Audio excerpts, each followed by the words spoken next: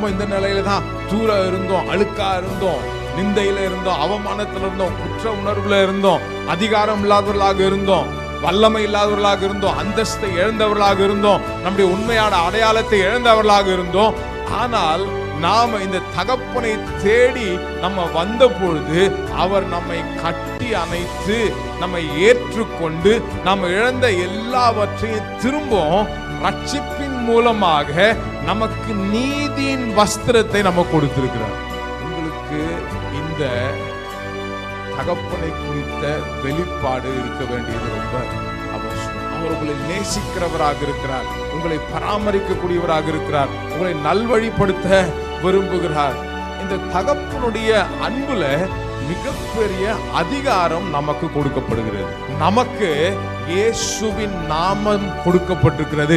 அந்த இயேசுவின் நாமம் தான் ஒரு பெரிய சிக்னெட் ரிங்கா உங்களுக்கு எனக்கு கொடுக்கப்பட்டிருக்கு. நீங்க இப்ப வியாதி வரும்பொழுது, ஒரு பிரச்சனை வரும்பொழுது, ஒரு தோல்வி வரும்போது, ஒரு பற்றாக்குறை வரும்பொழுது, ஒரு தனிமை வரும்பொழுது நீங்க உங்க அதிகாரத்தை பயன்படுத்த வேண்டியது அவசியம்.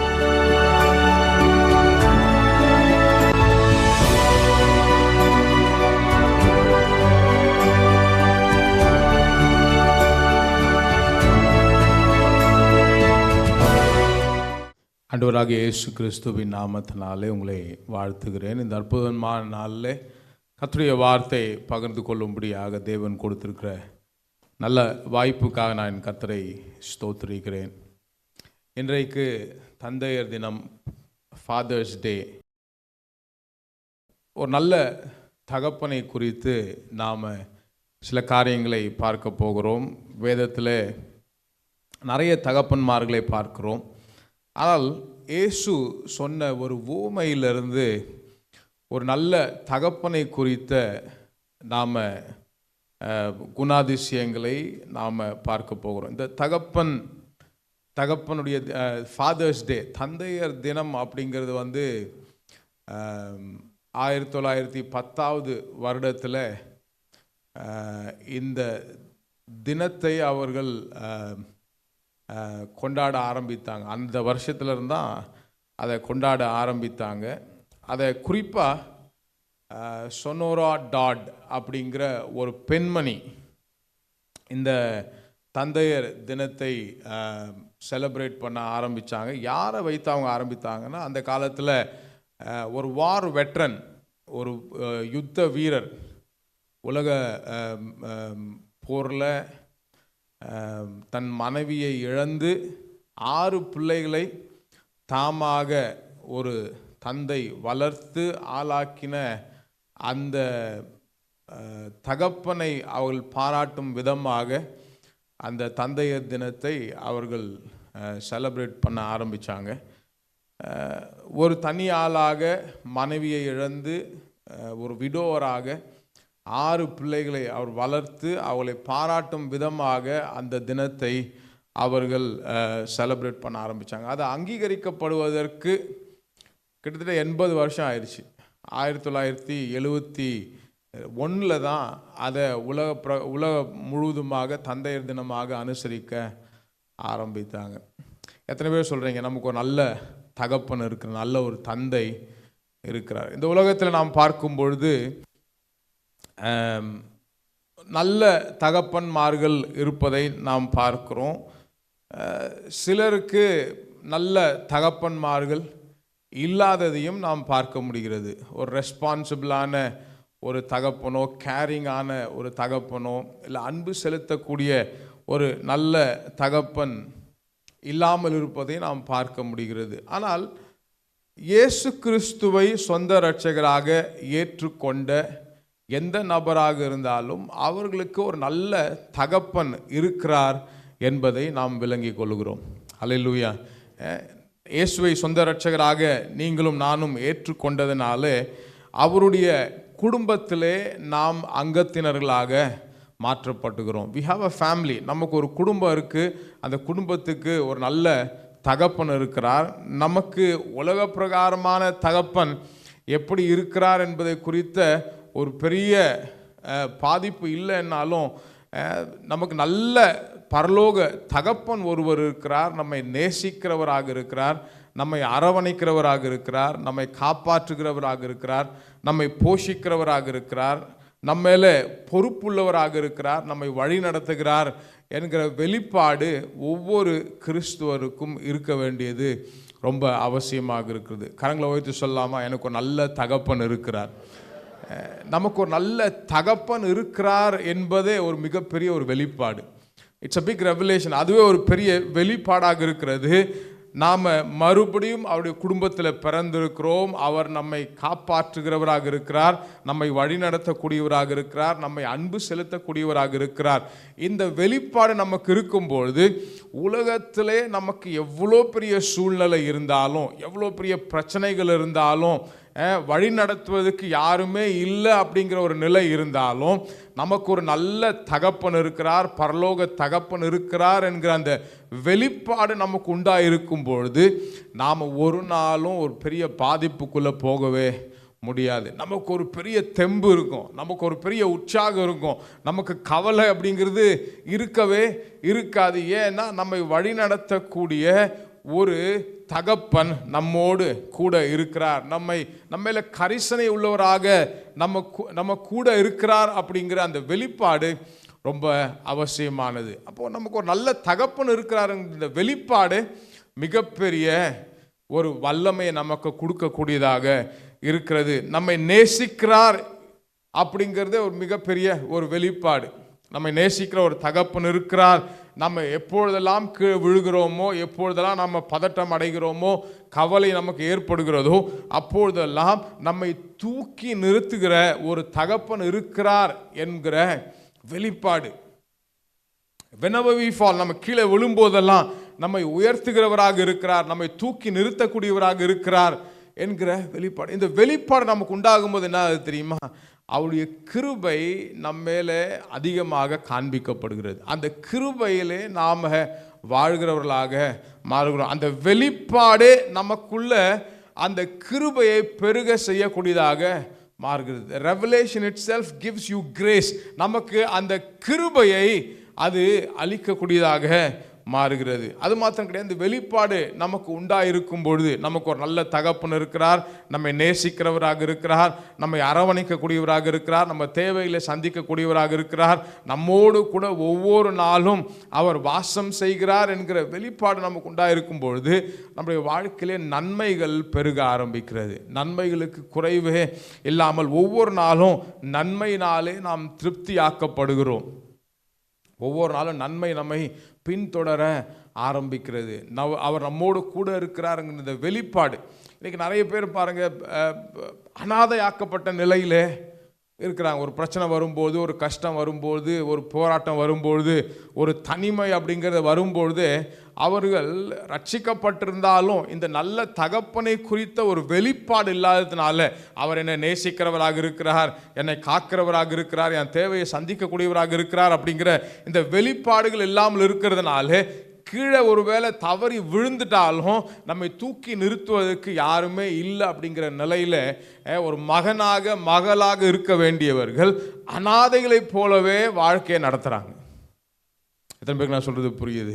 ஏன்னா இந்த தகப்பனை குறித்த, இந்த தகப்பனுடைய அன்பை குறித்த வெளிப்பாடு அவர்களுக்கு இல்லை. அவர் நல்ல தகப்பன், என்னை நேசிக்கிறார், நான் கீழே விழுந்தாலும் என்னை தூக்கி நிறுத்துகிற ஒரு தகப்பன் என்னோடு கூட இருக்கிறார், நன்மையிலாலே என்னை திருப்தியாக்க விரும்புகிறார், நன்மை கிருபை என்னை பின்தொடர செய்கிறார் அப்படிங்கிற அந்த வெளிப்பாடு இல்லாததுனால, அந்த அப்பாவை குறித்த ஒரு நல்ல வெளிப்பாடு, ஒரு நல்ல பிக்சர் இல்லாததுனால, அவரை குறித்த ஒரு நல்ல புரிந்து கொள்ளுதல் இல்லாததுனால, அவரோடு கூட ஒரு நல்ல உறவு இல்லாததுனால, அந்த சூழ்நிலை வரும்பொழுது மகனாக இருக்க வேண்டியவங்க தகப்பன் இருந்தும் அனாதைகளாகவே வாழ்கிறார்கள்.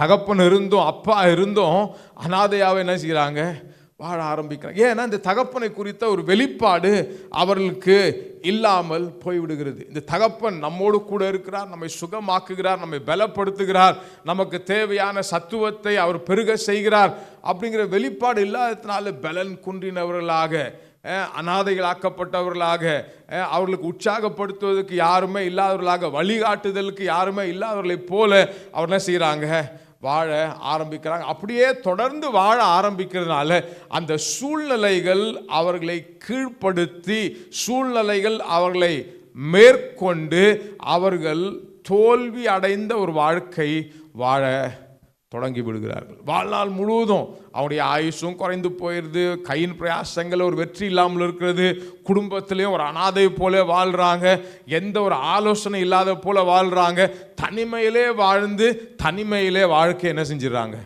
முடிச்சிடறாங்க. நான் சொல்கிறேன் பாருங்களேன், உங்களுக்கு இந்த தகப்பனை குறித்த வெளிப்பாடு இருக்க வேண்டியது ரொம்ப அவசியம். அவர் உங்களை நேசிக்கிறவராக இருக்கிறார், உங்களை பராமரிக்கக்கூடியவராக இருக்கிறார், உங்களை நல்வழிப்படுத்த விரும்புகிறார்.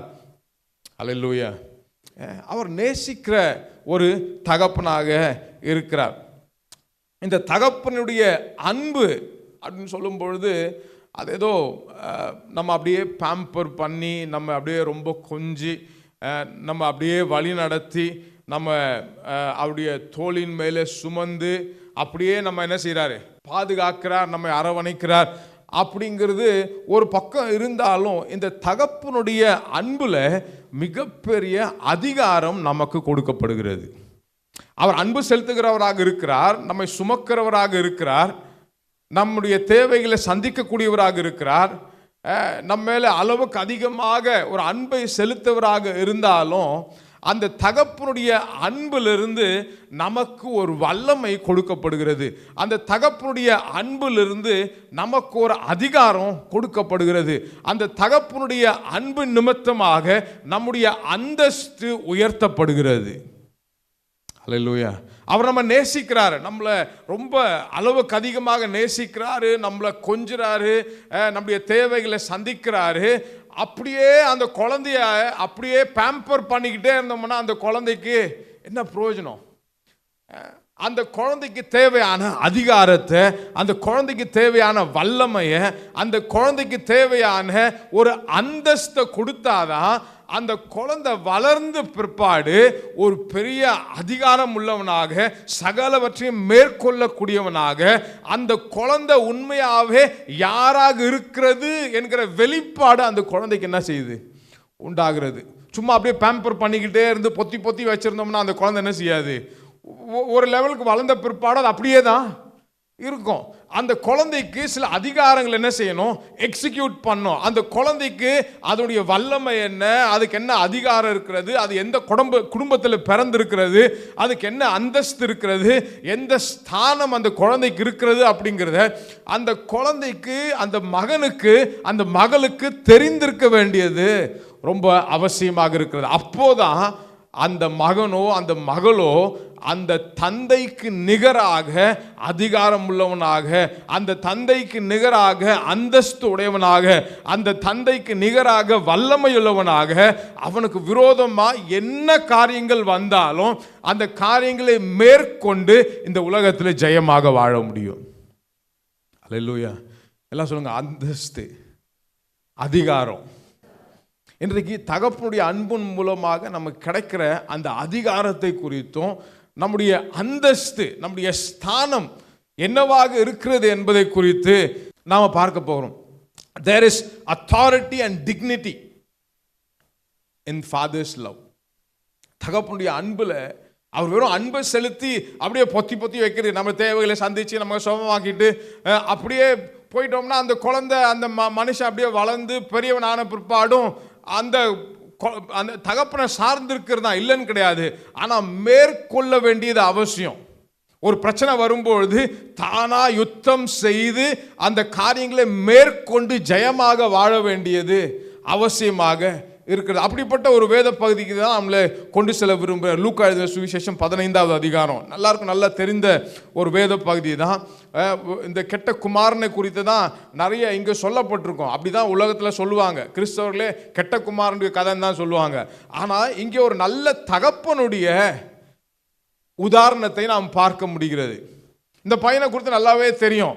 அவன் தகப்பன் உயிரோடு இருக்கும்பொழுது சொத்துல பாதியை பிரித்து எனக்கு என்ன செய்யுங்க, கொடுத்துருங்க, நான் தூரதேசத்துக்கு போய் என் வாழ்க்கையை நான் வாழ்ந்துக்கிறேன். அப்பா உயிரோடு இருக்கும்போது என்ன செய்யறான், பிரிச்சு கேட்கறான். அப்பாவும் நல்ல அப்பாவா இருந்ததுனால, மகனை ரொம்ப நேசித்ததுனால அவன்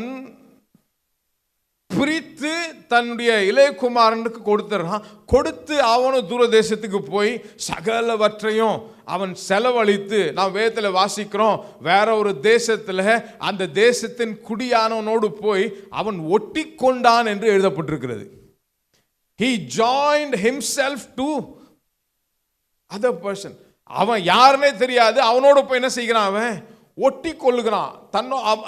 ஒரு ஒரு ஒரு தவறான உறவுல, தவறான நட்புல போய் அவனை செய்கிறான், ஒட்டி கொண்டு அவனுக்கு உண்டான சகலவற்றையும் இழந்து கடைசியில் அவனுக்கு உண்டான அந்த பணம் சொத்து எல்லாவற்றையும் இழந்து அவன் பன்றிகள் கூட்டத்தில் போய் என்ன செய்கிறான், பன்றிகள் மேய்க்கிற ஒரு நிலைக்கு அவன் தள்ளப்படுகிறான். அவனுக்கு உண்டான சகலமும் போயிருச்சு. அவனுடைய பணம், சொத்து, அவனுடைய அந்தஸ்து, அவனுடைய அதிகாரம், அவனுடைய பொசிஷன், அவனுடைய பேர் எல்லாமே இழந்தவனாக 20வது வசனத்தில் வாசிக்கும் பொழுது, எழுந்து புறப்பட்டு தன் தகப்பனிடத்தில் வந்தான். அவன் புத்தி தெளிந்து என்று சொல்லப்பட்டிருக்கிறது. புத்தி தெளிந்துன்னா அவனுடைய ஸ்தானம் என்ன, அவனுடைய அடையாளம் என்ன, அவனுடைய அந்தஸ்து என்ன, அவனுடைய அப்பா யாரு, அவனுடைய பின்னணி என்ன, அவன் குடும்பம் என்ன அப்படிங்கிறதெல்லாம் அவனுக்கு வேதத்தில் சொல்லப்பட்டிருக்கிறது. அவன் புத்தி தெளிந்து அப்படின்னா when he came to his senses, அவனுக்கு அறிவு வந்த பிற்பாடு அவன் என்ன செய்யறான், நான் இங்க இருக்க வேண்டிய அவசியம் கிடையாது, this is not my place, இது என்னுடைய இடம் கிடையாது, நான் இந்த பன்றிகள் கூட்டத்தில் இருக்க வேண்டிய அவசியம் கிடையாது, இது என்னுடைய ஸ்தானம் கிடையாது, இது என்னுடைய அந்தஸ்து கிடையாது, இது என்னுடைய அடையாளம் கிடையாது, இங்கே நான் இருக்க வேண்டிய அவசியம் கிடையாது, நான் இருக்க வேண்டியது அப்பாவுடைய வீடு. அவன் புத்தி தெளிந்து எழுந்து புறப்பட்டு தன் தகப்பனிடத்தில் வந்தான் என்று சொல்லப்பட்டிருக்கிறது. நம்ம வாழ்க்கையில் அப்படிதான் நடந்துச்சு. நம்ம எங்கேயோ இருந்தோம், தொலைந்து இருந்தோம், எங்கேயோ தூரத்தில் இருந்தோம், வேண்டாத காரியங்களை ஈடுபட்டு கொண்டிருந்தோம், நமக்கும் அதுக்கும் ஒரு சம்பந்தமும் கிடையாது. பேர் நமக்கு வேற பேர், ஆனால் இருக்கிறது வேற ஒரு பேர்ல, நம்முடைய அடையாளம் வேற. அப்படிப்பட்ட ஒரு நிலையில் தான் நாம் இருந்தோம். ஆனால் என்றைக்கோ ஒரு நாள் இந்த இயேசுவை குறித்து, இந்த நல்ல தகப்பனை குறித்து யாரோ நமக்கு அறிவித்ததன் விளைவாக இந்த நல்ல தகப்பனை குறித்த நமக்கு வெளிப்பாடு உண்டாதனால நாம் அங்கிருந்து எழுந்து இந்த உண்மையாய் நேசிக்கக்கூடிய, நம்மேல அன்பு செலுத்தக்கூடிய தகப்பனுடைய வீட்டில் வந்து சேர்ந்தோம். அல்லேலூயா, ஹல்லேலூயா. இந்த பையனும் பாருங்க, அவன் எழுந்து புறப்பட்டு தன் தகப்பனிடத்தில் வந்தான். அவன் தூரத்தில் வரும்பொழுதே, இங்கதான் நம்ம பார்க்கிறோம் இந்த அப்பாவுடைய அன்பு. அவன் தூரத்தில் வரும்பொழுது அவனுடைய தகப்பன் அவனை கண்டு மனதுருகி ஓடி அவன் கழுத்தை கட்டிக்கொண்டு அவனை முத்தம் செய்தார். இந்த தகப்பனுடைய இருதயம் இங்கதான் நம்ம பார்க்க முடிகிறது. இந்த இளையகுமாரன் அவனுக்கு சேர வேண்டிய சொத்தை பிரித்து கொண்டு போய் தூர தேசத்தில் வேசிகளோடு அதை செலவழித்து துன்மார்க்கமான வாழ்க்கை வாழ்ந்து அவனுக்குண்டான சகலவற்றையும் இழந்து பன்றிகளோடு பன்றியா உட்கார்ந்து இருந்து அங்கே ஒரு தொடுதல் அவனுக்கு உண்டாகி அவன் புத்தி தெளிந்து அப்பா வீட்டுக்கு திரும்ப எழுந்து வரான். ஆனா அப்பா வாசல்லே அவனுக்காக காத்துட்டு இருக்கிறாரு. அப்பாவுக்கு ஒரு மிகப்பெரிய ஒரு நம்பிக்கை, என்றைக்காவது என் மகன் என்ன செஞ்சிருவான், வீட்டுக்கு வந்துருவான்.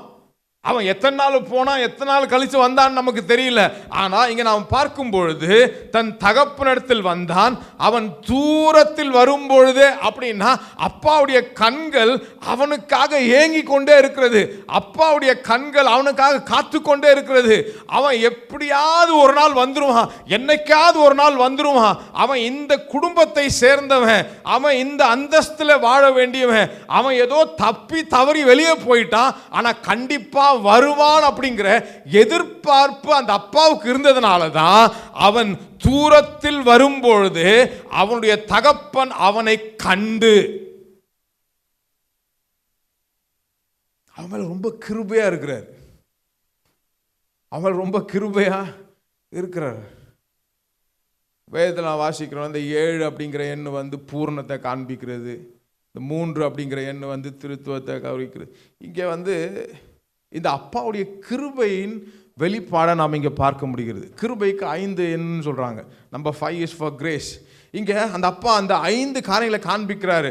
அவனை கண்டு மனதுருகி ஓடி அவன் கழுத்தை கட்டி கொண்டு அவனை முத்தம் செய்த அந்த கிருபை அவன் மேல அளவில்லாமல் ஊற்றப்படுகிறது.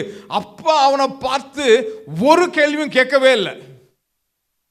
அவனை பார்த்து, ஏண்டா எல்லாத்தையும் கொடுத்து விட்டனே, 10 ரூபா கொண்டாந்துருக்கியா நீ, ஒரு ரிங்கை கொண்டாந்துருப்பியா நீ, இப்படி ரொம்ப அசிங்கமா துர்நாற்றம் வீசுகிறவனை போல இப்படி அலங்கோலமா வந்திருக்கு, ஒரு வார்த்தை அவனை என்ன செய்யவே இல்லை, கேட்கவே இல்லை. அவர் தம்முடைய அந்த அன்பை அளவில்லாமல் அவன் மேல ஊற்றுகிறார். அவருடைய கிருபையை அளவில்லாமல் அவன் மேல என்ன செய்கிறாரு, காண்பிக்கிறார். அவனை பார்த்து அவனை கண்டு மனதுருகி ஓடி அவன் கழுத்தை கட்டி கொண்டு அவனுக்கு என்ன செய்கிறார், அப்பாவுக்கு தெரியும் அவன் அவன் அவன் வந்து பேச வரான். அந்த 21வது வசனத்தில் வாசிக்கும்போது, குமாரன் தகப்பனை நோக்கி, தகப்பனே, பரத்துக்கு விரோதமாகவும் உமக்கு விரோதமாகவும் பாவம் செய்தேன், இனிமேல் உம்முடைய குமாரன் என்று சொல்லப்படுவதற்கு நான் பாத்திரன் அல்ல என்று சொன்னான். இந்த 21, 22க்குள்ள இடையில இருக்கிற கேப் பெரிய கேப். நம்ம வாசிக்கும் பொழுது அங்க ஒரு பெரிய கேப் இருக்கு. அவன் சொல்ல வரான், ஆனா அப்பா அவன்கிட்ட எதுவுமே கேட்க விரும்பல. அவன் வந்து பரத்துக்கு விரோதமாகவும் உமக்கு விரோதமாக நான் பாவம் செய்தேன், இனி உம்முடைய மகன் என்று சொல்வதற்கு எனக்கு தகுதி இல்லை, வேலைக்காரர்கள் ஒருவராக என்ன சேர்த்துக்கொள்ளும் என்று சொல்ல வரான். ஆனால் அப்பா என்ன சொல்றாரு, அவன் சொல்றது எதுவுமே கேட்கவே இல்லை. அவனை நேர பார்த்து அப்பா என்ன செய்யறாரு, 20வது வசனத்தில், அவனை கண்டு மனதுருகி ஓடி அவன் கழுத்தை கட்டி கொண்டு அவனுக்கு, அவன் யாருங்கிறது அப்பாவுக்கு நல்லா தெரியும். அவன் வழி தப்பி போயிட்டான், தாறுமாறா போயிட்டான், வழி தவறி போயிட்டான்.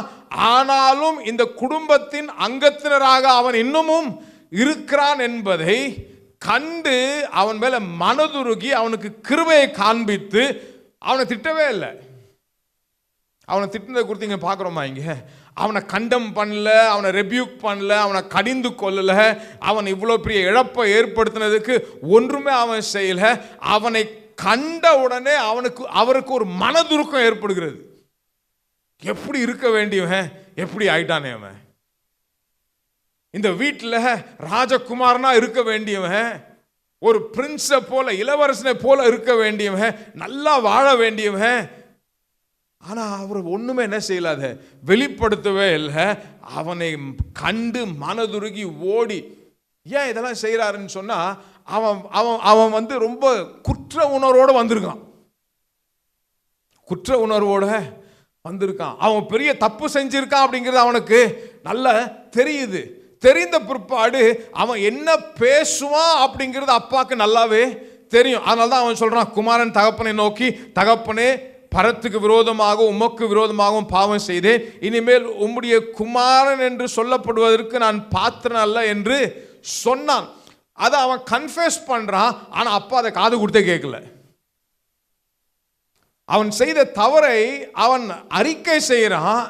ஆனா அப்பா என்ன சொல்றாரு, அதுக்கு பதிலா 22வது வசனத்தில் வாசிக்கும் போது, அப்பொழுது தகப்பன், அப்பா அப்படி சொல்லி தான், அதெல்லாம் விடுப்பா, பரவாயில்லப்பா, பார்த்துக்கலாம்ப்பா, அப்படியா சொல்லியிருக்கணும்ல.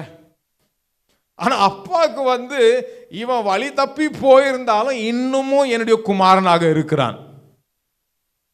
அவன் தூர தேசத்துக்கு போய் எல்லாத்தையும் அழிச்சிட்டு வந்துட்டாலுமே இன்னும் என்னுடைய குமாரனாக இருக்கிறார்.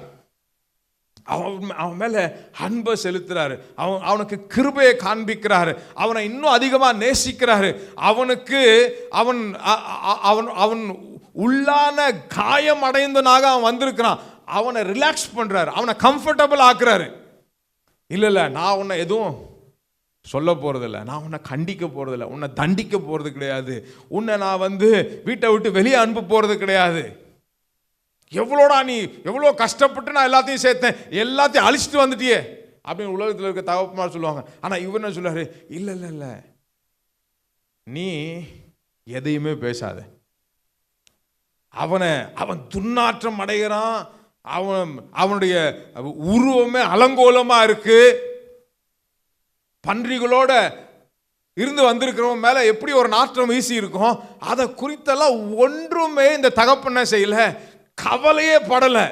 அவனை கண்டு மனதுருகி ஓடி அவனை கட்டி அணைத்து அவருக்கு முத்தம் செய்கிறார். That's the love of the father.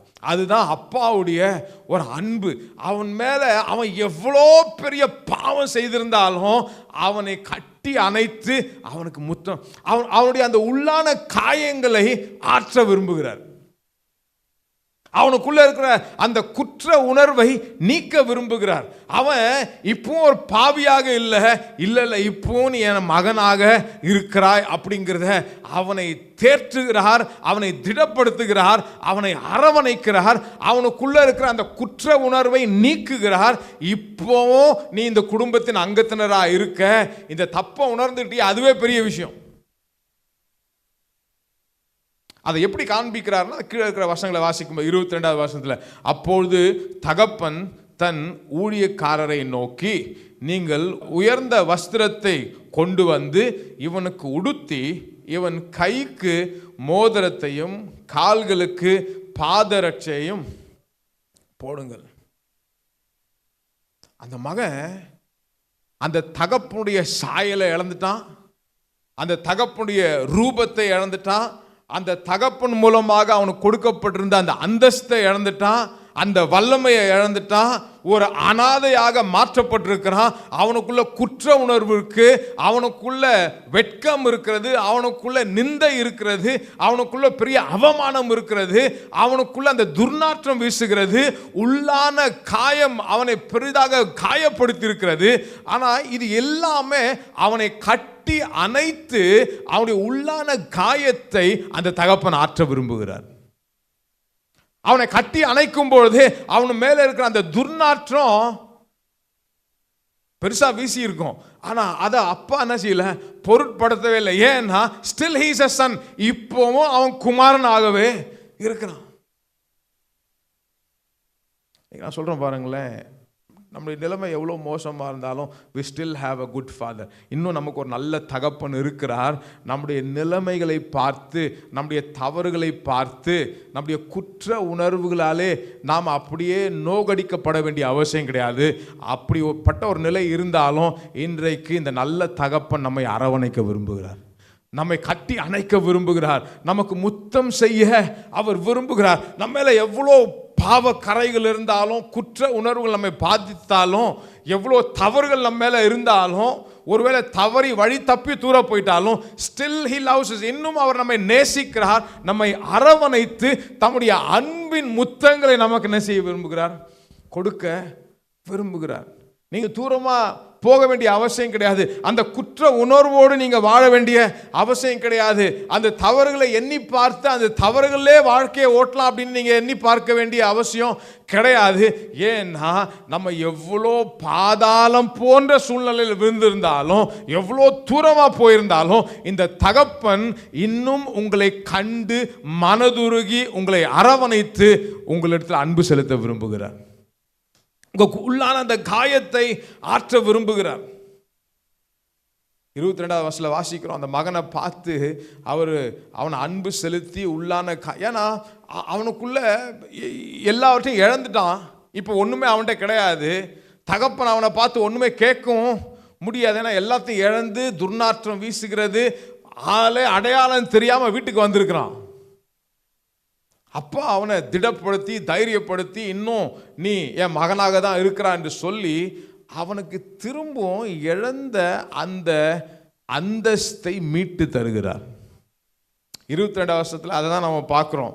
22ல வாசிக்கும் போது, அப்பொழுது தகப்பன் ஊழியக்காரரை நோக்கி, நீங்கள் உயர்ந்த வஸ்திரத்தை கொண்டு வந்து, இங்கிலீஷ்ல வாசிக்கும் போது தி பெஸ்ட் ரோப் அப்படின்னு போட்டிருக்கு. உயர்ந்த வஸ்திரம், சிறந்த வஸ்திரம், இன்னும் சொல்ல போனா அப்பாவுடைய வஸ்திரம். இவன் தான் போயிட்டானே, போய் ரொம்ப நாள் ஆச்சு, அவன் வஸ்திரம் ஒன்றும் இருந்திருக்காது. அப்பாவே அவருக்கு இருந்த அந்த ராயல் ரோப், அந்த உயர்ந்த ராஜரீக வஸ்திரத்தை என்ன செய்யறாரு, அப்பாவுடைய வஸ்திரத்தையே அந்த மகனுக்கு கொடுத்து அவன் இழந்த அந்த அந்தஸ்தை, அவன் இழந்த அந்த ராயல்ட்டியை, அவன் இழந்த அந்த ராஜரீக அந்த பதவியை திரும்பவும் அவனுக்கு கொடுக்க விரும்புகிறார். ரெஸ்டோரிங் தி டிக்னிட்டி. அவன் இழந்த அந்த அந்தஸ்தை திரும்பவும் அவனுக்கு இந்த தகப்பன செய்கிறார், கொடுக்கிறார். இவன் எல்லாத்தையும் இழந்து பிச்சைக்காரனை போல தான் வீட்டுக்கு திரும்ப வரான். ஒரு உடைக்கப்பட்ட ஒரு பாவியை போல நிறைய வருத்தத்தோட, நிறைய அவமானத்தோட, தனிமையை அவன் அனுபவித்து குற்ற உணர்வோடு திரும்ப வரான். ஆனால் அப்பா அவன் என்ன செய்கிறாரு, அவனை ஏற்றுக்கொண்டு இழந்த அந்த அந்தஸ்தை, அந்த அதிகாரத்தை திரும்பவும் தகப்பன் தன் மகனுக்கு கொடுக்க விரும்புகிறார். அந்த காலத்தில் உயர்ந்த இந்த வஸ்திரங்கள் உயர் பதவியில் இருக்கிறவங்க, ஆளுகை செய்கிறவங்க, அதிகாரத்தில் உள்ளவங்க தான் என்ன செய்வாங்களாம், போடுவாங்க. எபிரேய கலாச்சாரத்திலும் சரி, ரோமருடைய கலாச்சாரத்திலும் சரி, அவங்க தான் என்ன செய்வாங்க, போடுவாங்க. இதனால தான் இங்கே ரொம்ப தெளிவாக சொல்லப்பட்டிருக்கிறது, உயர்ந்த வஸ்திரத்தை, பெஸ்ட் வஸ்திரத்தை அவனுக்கு கொண்டு வந்து இவனுக்கு உடுத்தி, இவன் கைக்கு மோதிரத்தை.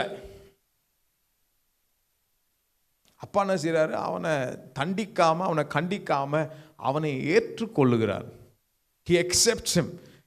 அவனை ஏற்றுக்கொண்டு திரும்பவும் அவனுக்கு அந்த மகிமையான வஸ்திரத்தை, விலை உயர்ந்த வஸ்திரத்தை, விசேஷமான ஒரு வஸ்திரத்தை அவனுக்கு உடுத்துவித்து அவன் இழந்த அந்த ஸ்தானத்தை திரும்பவும் அவனுக்கு கொடுக்கிறார். அல்லேலூயா. ஆவிக்குரிய வாசிக்கும்போது ஏசாயா 61:10 வாசிக்கும்போது இங்கே அந்த பரலோக தகப்பன் இந்த தகப்பனுக்கு ஒப்பாக இருக்கிறார். இந்த இளைய குமாரன் நம் அனைவருக்கும் ஒப்பாக இருக்கிறார்.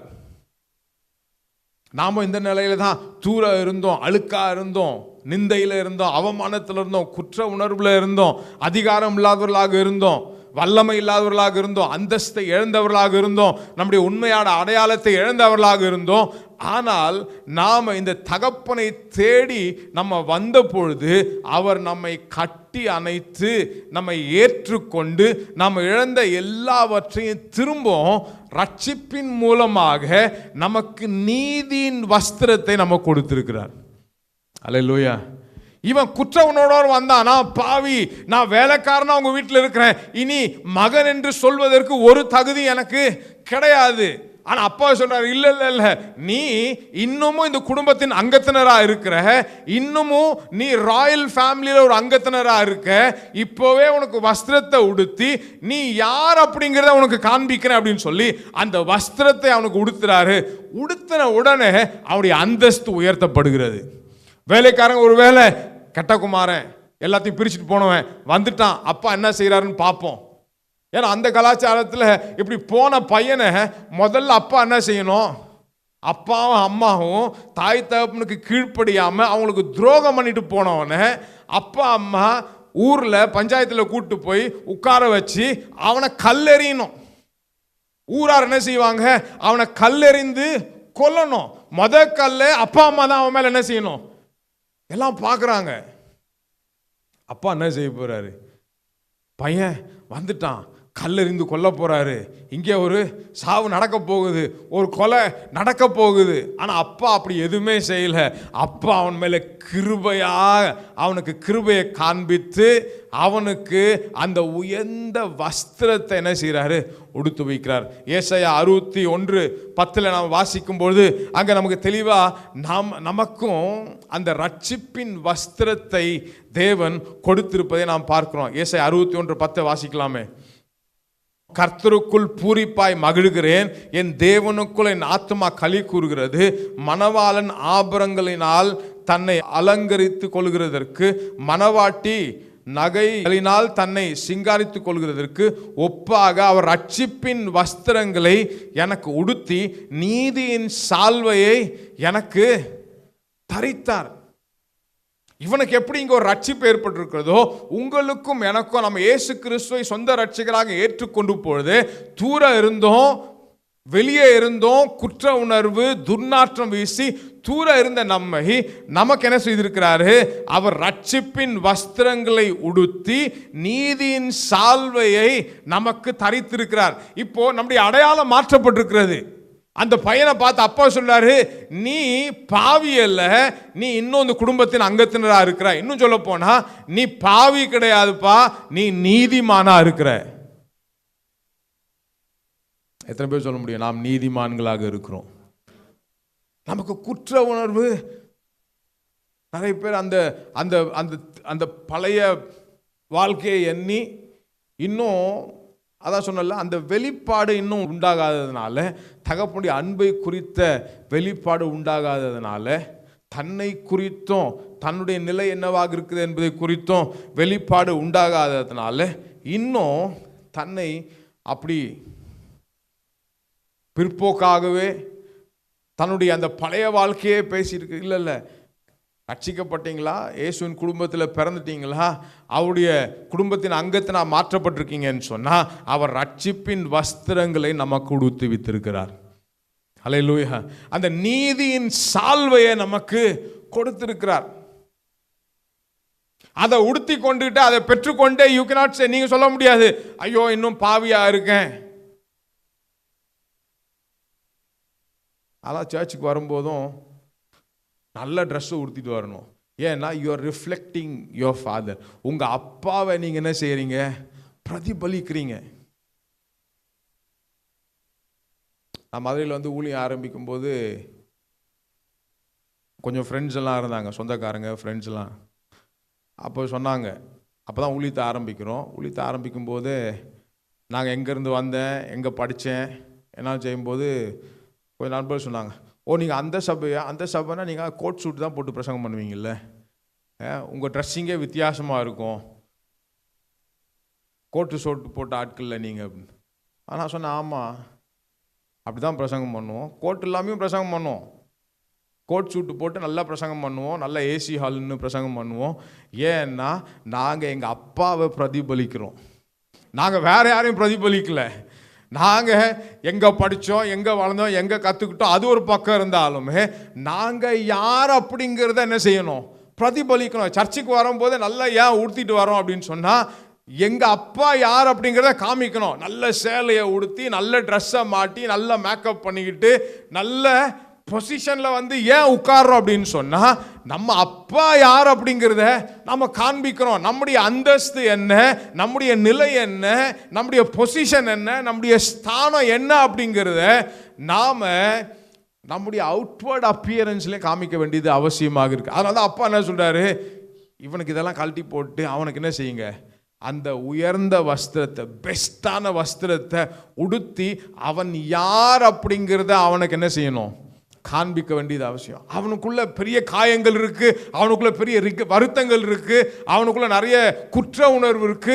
அதெல்லாம் நான் மைண்ட் பண்றதே கிடையாது, அதெல்லாத்தையும் நான் போக்கிடுறேன். அதுக்கு தேவையான, அதுக்கு செய்ய வேண்டிய அந்த நிவர்த்தி என்ன செய்ய போறோம்? செய்ய தான் போறோம். ஆனால் அவன் மேல மனதுருகி அவனுடைய பொசிஷன், அவன் ஒரு நீதிமான், அவன் என்னுடைய மகன், அவன் இந்த வாரிசா இருக்கிறான், இந்த குடும்பத்துக்கு வாரிசா இருக்கான், இந்த குடும்பத்தில் அவன் ஒரு அங்கத்தினரா இருக்கான், அவன் புறக்கணிக்கப்பட்டவன் கிடையாது, அவன் கைவிடப்பட்டவன் கிடையாது, அவன் கல்லெறிந்து கொல்லப்பட வேண்டியவன் கிடையாது, அவன் என்னுடைய மகன், என்னுடைய வாரிசு, என்னை பிரதிபலிக்க கூடியவனாக இருக்கிறான். பக்கத்துல பார்த்து சொல்லுங்களேன், நாம் அவரை பிரதிபலிக்கிறவர்கள். நம்முடைய செயல்பாடுகள், நம்முடைய பேச்சு, நம்முடைய மனநிலை, நம்முடைய வாழ்க்கை, நம்முடைய உடுத்துவிக்கிற காரியங்கள் எல்லாமே யாரை பிரதிபலிக்கணும்னு சொன்னால் அந்த தகப்பனை பிரதிபலிக்கக்கூடியது. அல்லேலூயா. அவர் உயர்ந்த ஸ்தானத்தில் இருக்கிறார், பரலோகத்தில் இருக்கிறார். அவ்வளோ ரிச்சான தேவன், அவ்வளோ செல்வாக்குள்ள தேவன், அவ்வளோ அதிகாரமுள்ள தேவன். அது மாத்திரம் கிடையாது, அவனை உடுத்து வைத்தது மாத்திரம் கிடையாது. 22வது வசனத்தில் வாசிக்கும் பொழுது அவனுக்கு உயர்ந்த வஸ்திரங்களை உடுத்து வைத்து இவன் கைக்கு மோதிரத்தையும், இப்போ அவனுடைய அந்த தோற்றத்தை மாத்திட்டாரு. திரும்ப குடும்பத்தின் அங்கத்தினராக அவன் மாற்றி அவனுடைய பொசிஷனை, ஏன்னா அன்றைக்கு வேலைக்காரர்களுக்கும் இவனுக்கும் ஒரு பெரிய வித்தியாசம். வேலைக்காரர்கள் வந்து வித்தியாசமான ட்ரெஸ்ஸில் இருப்பாங்க, அவங்களுக்கு யூனிஃபார்ம் கூட ஒரு வேலை கொடுத்துருக்கலாம். ஆனால் இவனுக்கு பர்டிகுலர் அப்பா என்ன சொல்றாரு, உயர்ந்த வஸ்திரங்களை உடுத்துவித்து இவன் கைக்கு மோதிரத்தையும் கால்களுக்கு பாதரட்சையும். ஏன்னா வேலைக்காரர்களுக்கு பாதரட்சைகள் கிடையாது. அன்னைக்கு வேலைக்காரர்கள் வெறுங்காலோடு தான் என்ன செய்யணும், வேலை பார்க்கணும். ஏன்னா அடிமைகளாக இருப்பாங்க, அவங்களுக்கு பாதரட்சைகள் போடக்கூடிய அனுமதி கிடையாது. ஆனால் இவனுடைய ஹோல் அந்த பர்சனாலிட்டியை என்ன பண்றார், அப்பா மாத்துறார். அந்த கிருபையா அவனை மாத்துறார். அந்த அன்பு அவனை மாற்றும்படியாக செய்கிறது. அவன் கைக்கு என்ன செய்யறாங்க, மோதிரத்தை. அப்படின்னா அவன் இழந்த அந்த சன்ஷிப், குமாரன் அப்படிங்கிற அந்த ஸ்தானத்தை திரும்பவும் அப்பா மூலமாக இவனுக்கு என்ன செய்யப்படுகிறது, கொடுக்கப்படுகிறது. அது மாத்திரம் கிடையாது, அவனுக்கு அது ஒரு அன்பின் அடையாளமாக. இன்னைக்கு இந்த மோதிரம்லாம் நம்ம எப்போ மாற்றுறோம், என்கேஜ்மெண்ட்டில் மோதிரத்தை மாற்றுறோம், அப்புறம் வெட்டிங்கில் மாற்றுறோம், அதுக்கப்புறம் ஆனிவர்சரி வந்துச்சுன்னா என்ன கிஃப்ட் கொடுக்குதுன்னு தெரியாமல் என்ன செய்கிறோம், கிஃப்டை தான் மோதிரமாகவே.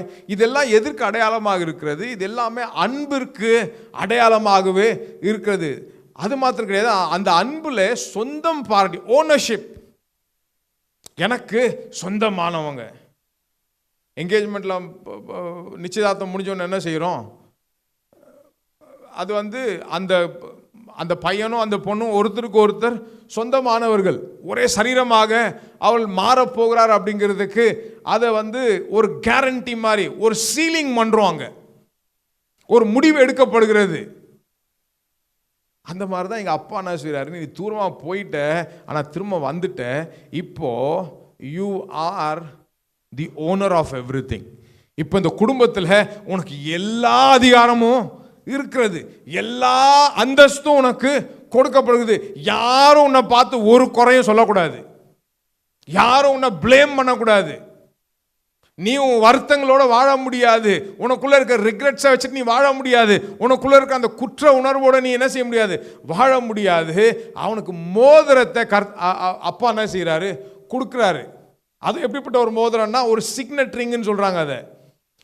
அது வந்து எல்லா அதிகாரமும் அவனுக்கு கொடுக்கப்படுகிறது. அந்த காலத்தில் அந்த சிக்னட் ரிங் வந்து உயர்ந்த பதவியில் இருக்கிறவங்க, ஆட்சியில் இருக்கிறவங்க, அதிகாரத்தில் இருக்கிறவங்க, அதனால தான் ஏதாவது ஒரு அக்ரிமெண்ட்டோ இல்லை சர்டிஃபை பண்ணோன்னு சொன்னால் அந்த மோதிரத்தை என்ன செய்வாங்க, அவங்க சர்டிஃபை பண்ணுவாங்க. அந்த மோதிரத்தில் இருக்கிற அந்த சிம்பிளை அதில் குத்துனாங்கன்னா பெர்மிஷன் கிராண்டட் அப்படிங்கிற மாதிரி. அப்படின்னு சொல்ல போனால் இந்த பையன் எங்கே வேணாலும் போகலாம், அந்த மோதிரத்தை காமிச்சு அவனுக்கு என்ன அதிகாரம் இருக்கிறது, என்ன வல்லம் இருக்கிறது, அவன் எந்த குடும்பத்தை சேர்ந்தவன், அவனுடைய பின்னணி என்னவாக இருக்கிறது, யாருடைய வாரிசாக இருக்கிறான் அப்படிங்கிற சகல அதிகாரமும் அவனுக்கு கொடுக்கப்படுகிறது. அல்லேலூயா. நீங்கள் நானும் அவருடைய மகனாக இருக்கிறோம் அப்படின்னு சொன்னால் உங்களுக்கும் எனக்கும் அந்தஸ்து உயர்த்தப்பட்டிருக்கிறது, உங்களுக்கும் எனக்கும் அதிகாரம் கொடுக்கப்பட்டிருக்கிறது, உங்களுக்கும் எனக்கும் ஒரு பெரிய வல்லமை கொடுக்கப்பட்டிருக்கிறது. இந்த பையனுக்கு ரிங்கை கொடுத்து, சிக்னட் ரிங்கை கொடுத்து வல்லமை கொடுத்துட்டாரு, அதிகாரத்தை கொடுத்துட்டாரு, அந்தஸ்தை உயர்த்திட்டாரு. ஆனால் நமக்கு இயேசுவின் நாமம் கொடுக்கப்பட்டிருக்கிறது. அந்த இயேசுவின் நாமம் தான் ஒரு பெரிய சிக்னட் ரிங் அவங்களுக்கு எனக்கும் கொடுக்கப்பட்டிருக்கு. எல்லா நாமத்துக்கும் மேலான நாமமாகிய அந்த இயேசுவின் நாமம் உங்களுக்கு மோதிரமாக, அச்சாரமாக, கேரண்டியாக, ஒரு உடன்படிக்கை அந்த நாமத்தின் மூலமாக உங்களுக்கு எனக்கு கொடுக்கப்பட்டிருக்கிறது. நீங்க இப்ப வியாதி வரும்பொழுது, ஒரு பிரச்சனை வரும்பொழுது, ஒரு தோல்வி வரும்போது, ஒரு பற்றாக்குறை வரும்பொழுது, ஒரு தனிமை வரும்பொழுது நீங்க உங்க அதிகாரத்தை பயன்படுத்த வேண்டியது அவசியம். இயேசுவின் நாமத்தினாலே நமக்கு ஒரு அதிகாரம். அந்த பையன் அந்த சிக்னட் ரிங்கை வாங்கிட்டு எங்க வேணாலும் போய் என்ன வேணாலும் செய்யலாம்.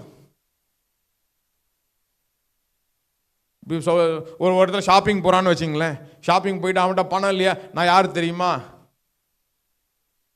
எங்கேயாவது அவனை அனுமதி விடலையா, நான் யார் தெரியுமா, யாரோட ஃபேமிலி தெரியுமா, அவனுக்கு எல்லா அதிகாரம், எல்லா அத்தாரிட்டியும் அதில் கொடுக்கப்படுகிறது. பணக்காரர்களும் அந்த ராயல் ஃபேமிலியில் இருக்கிறவங்களுக்கு தான் அது ஒரு ஃபேமிலி ஐடென்டிட்டி.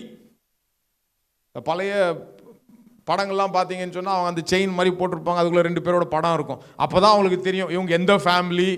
இல்லை மோதிரமோ ஏதாவது பார்த்து என்ன செய்யும், இவங்க இந்த குடும்பத்தை சேர்ந்தவங்க, இந்த பெரிய ஜமீன்தார் குடும்பத்தை சேர்ந்தவங்க, அவங்க அந்த பண்ணையார் குடும்பத்தை சேர்ந்தவங்க.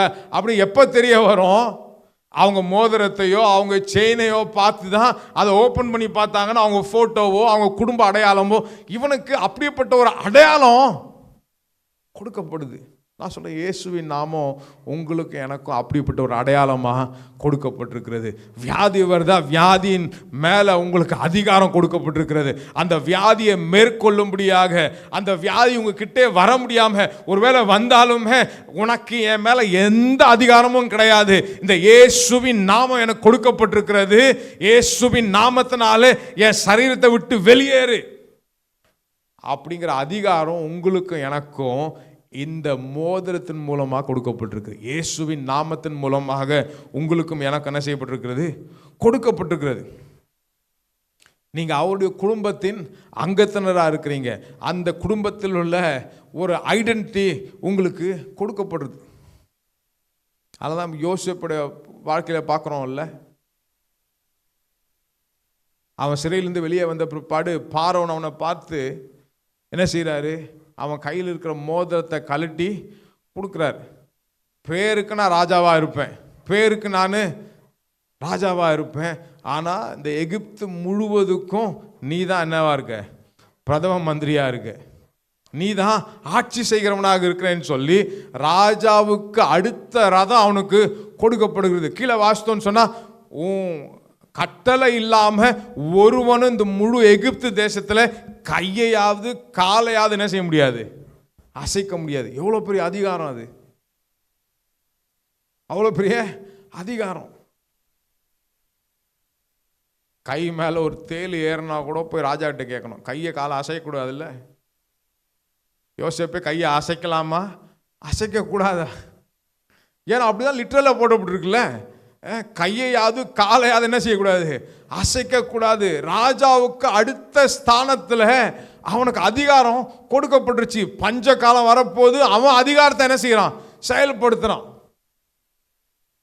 நான் சொல்றேன், நமக்கு பெரிய அதிகாரம் கொடுக்கப்பட்டிருக்கு. எல்லாவற்றையும் ஆளுகை செய்யும்படியாக நமக்கு அதிகாரம் கொடுக்கப்பட்டிருக்கிறது. அவருடைய நாமத்தினாலே நமக்கு அதிகாரம் கொடுக்கப்பட்டிருக்கிறது. வியாதியின் மேலே அதிகாரம் கொடுக்கப்பட்டிருக்கிறது, தரித்திரத்தின் மேலே அதிகாரம் கொடுக்கப்பட்டிருக்கிறது, பிசாசின் மேலே அதிகாரம் கொடுக்கப்பட்டிருக்கிறது, பிரச்சனைகள் மேலே நமக்கு அதிகாரம் கொடுக்கப்பட்டிருக்கிறது. நிறைய பேர் ரட்சிக்கப்பட்ட பிற்பாடும் இந்த அதிகாரம்லாம் நமக்கு கொடுக்கப்பட்டிருக்கு அப்படிங்கிறத அறிந்தும் அதிகாரத்தை செயல்படுத்தாமல் அப்படியே இருக்கிறதுனால தான் என்ன செய்ய முடியுது கிடையாது. அவருடைய அந்த பிரச்சனைகளில் தாண்டி அவர்களால் மீண்டு ஜெயம் பெற்று வாழ முடியாத ஒரு சூழல் அவளுக்கு இருக்கிறது. அவர்களை தான் வேதத்தில் அநாதைகள் ஆக்கப்பட்டாங்க. They know their authority. அவங்களுக்கு என்ன அதிகாரம் இருக்குன்னு தெரியும், அவங்க யாராக இருக்கிறாங்கன்னு நல்லா தெரியும், அவங்களுக்கு என்ன அந்தஸ்துங்கிறதும் தெரியும், அவங்க ரட்சிக்கப்பட்டும் இருப்பாங்க, சபைக்கும் வந்திருப்பாங்க. ஆனால் they don't exercise the authority. அவங்களுக்கு கொடுக்கப்பட்டிருக்கிற அந்த அதிகாரத்தை பயன்படுத்தாமல் இருக்கிறதுனால தான் எல்லாம் பார்த்துக்கலாம். இல்லை, நீங்கள் செய்ய வேண்டிய ஒரு காலம் இருக்குது, வேலை இருக்குது. என்னன்னா, எக்ஸசைஸ் யுவர் அத்தாரிட்டி. உங்களுக்கு கொடுக்கப்பட்டிருக்கிற அந்த அதிகாரத்தை நீங்கள் பயன்படுத்த வேண்டியது, நாம் பயன்படுத்த வேண்டியது ரொம்ப அவசியமாக இருக்கிறது. ஏன்னா யோவான் 14:14 வாசிக்கும் பொழுது, என் நாமத்தினாலே நீங்கள் எதை கேட்டாலும் அதை நான் செய்வேன் என்று சொல்லியிருக்கிறார். அந்த நாமத்தில் அவ்வளோ பெரிய அதிகாரம் கொடுக்கப்பட்டிருக்கிறது. அதிகாரத்தை பெற்றும் அது மேலே, அந்த பிரச்சனையின் மேலே மேற்கொள்ள முடியலை அப்படின்னா அந்த அதிகாரத்தை செயல்படுத்தாமல் இருக்குன்னு அர்த்தம். அப்பா மூலமாக உங்களுக்கு எனக்கு என்ன கொடுக்கப்பட்டிருக்கிறது, அதிகாரம் கொடுக்கப்பட்டிருக்கிறது.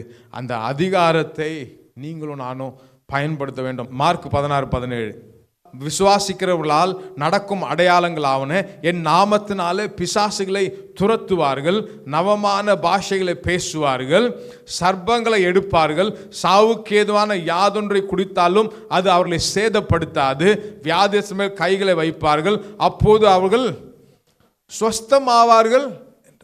என்னெல்லாம் அதிகாரம் கொடுக்கப்பட்டிருக்கு பாருங்க. பிசாசுகளை துரத்துவார்கள், என் நாமத்தினாலே பிசாசுகளை துரத்துவார்கள். அவ்வளோ பெரிய அதிகாரம். எனக்கெல்லாம் ஞாபகம் இருக்குது, நாங்கள் சின்ன பசங்களாக இருக்கும்போது, சர்ச்சில் இருக்கும்போது, யாருக்காவது அசுத்தாவி பிடிச்சிருந்துச்சுன்னா பாஸ்டர் வந்து அன்றைக்கி ட்ரெஸ் கோடே மாற்றிடுவார். ட்ரெஸ் கோடு மாற்றிட்டு எல்லாம் ரவுண்டாக நிற்கணும். ரவுண்டாக நின்று நீங்கள் என்ன செய்யணும், எல்லாரும் ப்ரைஸ் பண்ணிக்கிட்டே இருக்கணும். அவர் கொண்டு போய் அப்போ என்ன செய்வார், ஒரு பைபிளை கொண்டு போய் தலையில் வைப்பார். இல்லை, அதெல்லாம் வந்து தப்புன்னு சொல்ல நான். ஆனால் இங்கே சொல்லுது, என் நாமத்தினால பிசாசுகளை அதிகாரத்தை எக்ஸசைஸ் பண்ணுற விதம்.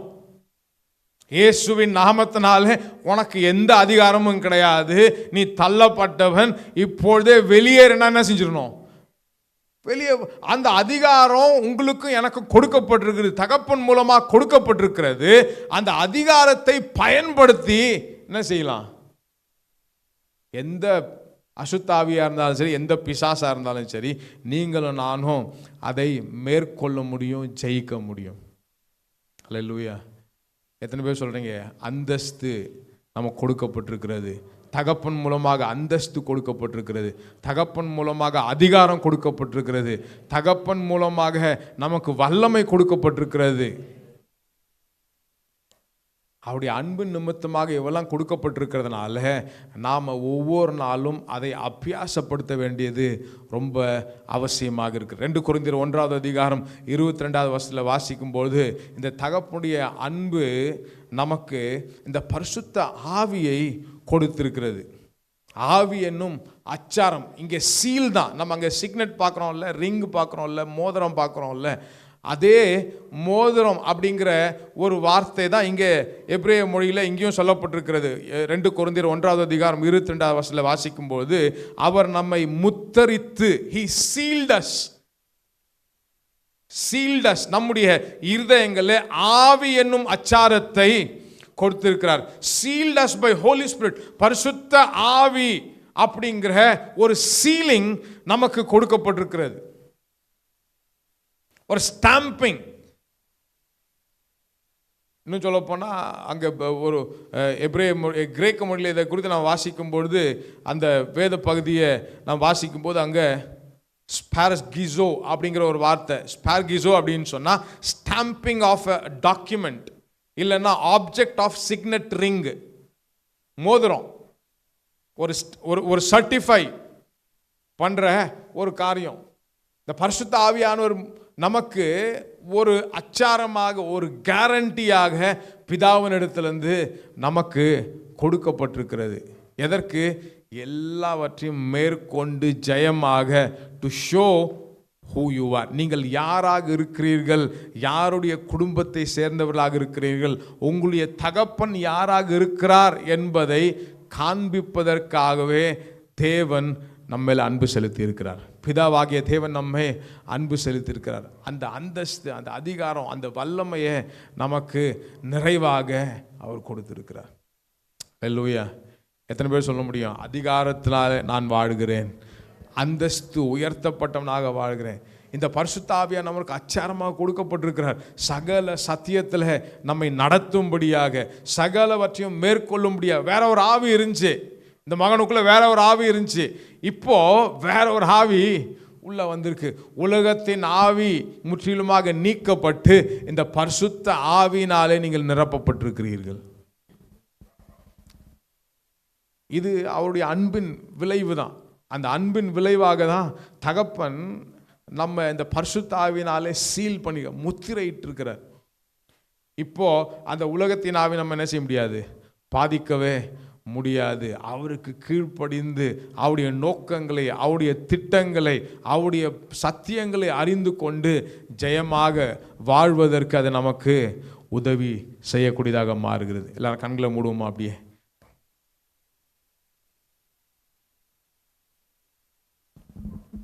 கண்களை மூடும், அப்படியே கண்களை மூடி ஆண்டவருக்கு நன்றி சொல்லுவோம். ஆண்டவர் எங்களுக்கு கொடுத்துருக்க அதிகாரத்துக்காக உமக்கு நன்றி செலுத்துகிறோம். எங்களுக்கு கொடுத்துருக்கிற ஆண்டவரே வல்லமைக்காக உமக்கு நன்றி செலுத்துகிறோம் கர்த்தாவே.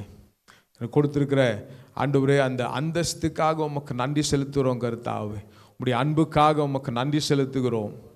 எங்களை நீதிமான்களாக மாற்றியிருக்கிறீரே கர்த்தாவே, எங்களை நீதிமான்களாக மாற்றியிருக்கிறீரே, உமக்கு ஸ்தோத்திரம் கர்த்தாவே. உம்முடைய அன்பு எங்களை நீதிமான்களாக மாற்றியிருக்கிறது கர்த்தாவே. உம்முடைய அன்பு ஆண்டு நாங்கள் இழந்த எல்லாவற்றையும் திரும்ப தரும்படியாக எங்களுக்கு செய்திருக்கிறதுக்காக உமக்கு நன்றி செலுத்துகிறோம் கர்த்தாவே.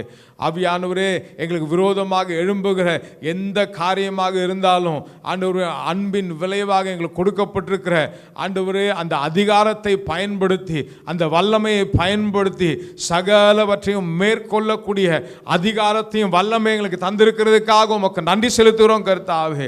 ஆவியானவரே, ஏழ்மைக்கு விரோதமாக, தரித்திரத்துக்கு விரோதமாக, வியாதிகளுக்கு விரோதமாக, பிரச்சனைகளுக்கு விரோதமாக, போராட்டங்களுக்கு விரோதமாக ஆண்டவரே செயல்படுகிற எந்த கிரியைகளாக இருந்தாலும் அதிகாரத்தை பயன்படுத்தி அதை மேற்கொள்ள எங்களுக்கு அதிகாரம் கொடுத்திருக்கிறீரே, உமக்கு ஸ்தோத்திரம் கர்த்தாவே. உமக்கே நாங்கள் மகிமை செலுத்துகிறோம். எங்களோடு பேசின வார்த்தைகளுக்காக உமக்கு நன்றி செலுத்துகிறோம் கர்த்தாவே. எல்லா துதி கன மகிமை உமக்கே செலுத்துகிறோம். இயேசுவின் நாமத்தில் ஜெபிக்கிறோம் பிதாவே, ஆமென்.